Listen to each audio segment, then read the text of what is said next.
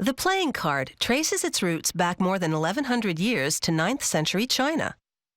Since then, generations young and old lay down their true colors in a variety of games, each as unique as the traditional 52-card deck and as timeless as the 4 famous suits.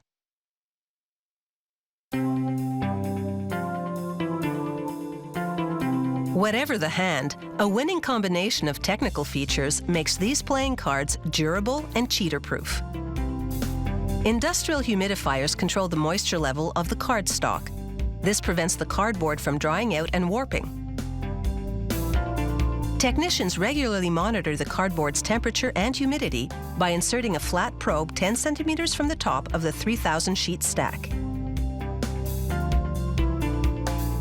Cardstock arrives from the paper mill ready-made, 2 layers of cardboard bonded with colored glue. This construction makes the playing cards impossible to see through. Before making printing plates, a technician checks the artwork for the deck, then prints out a low-resolution sample to confirm the sequence and layout are correct. There's absolutely no room for error, so she carefully double-checks every card for suit, sequence, color, and layout. A signature on this sticker confirms these cards are good for print. The next step is to make a digital proof. This printer's internal laser heat transfers dots of colored foils onto a clear film.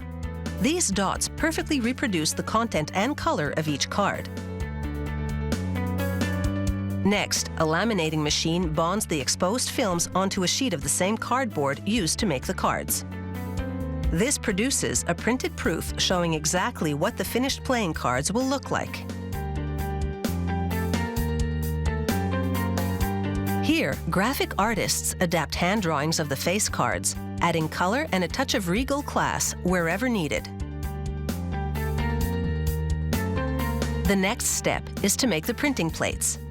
A computer-guided laser etches the design into the polymer surface of the printing plate.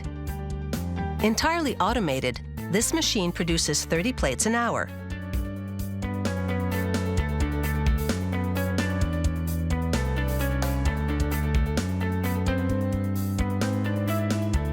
To set up for a print run, workers pour several cans of thick cyan ink into the ink duct. The 3 other colors, same setup.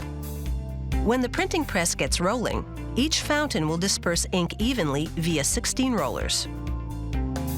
Feeders transport the cardboard sheets one by one into the press. Each printing plate is mounted on a rotating drum. Rollers transfer the ink onto the plate, which then transfer onto a rubber blanket, which presses against the passing cardboard as it moves through the press. At the end of the machine, the printed sheet is flattened and stacked. They feed the same sheets back through the press, this time upside down. The sheets now move through a cutting machine called the combi, where rotating blades divide the sheets into columns, then into individual cards.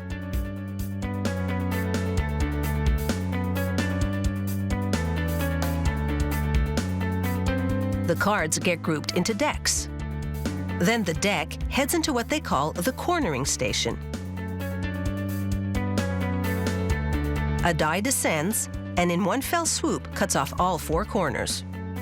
Next, a robotic arm nudges each deck onto a conveyor destined for the cello wrapper. Grippers pull a cellophane reel downwards while a knife then cuts the film. A heated bar descends and seals the film, which forms an envelope. With a simple pull, the red tear strip removes the wrapper. The traditional English deck is the international standard for games such as poker. But there are many more types of playing cards. This set of Spanish cards, for example, has no numbers, just symbols.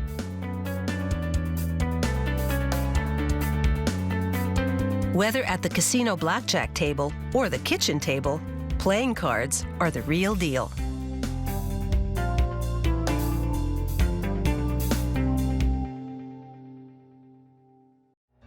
I don't have never slow up, no I don't take shit, I got no love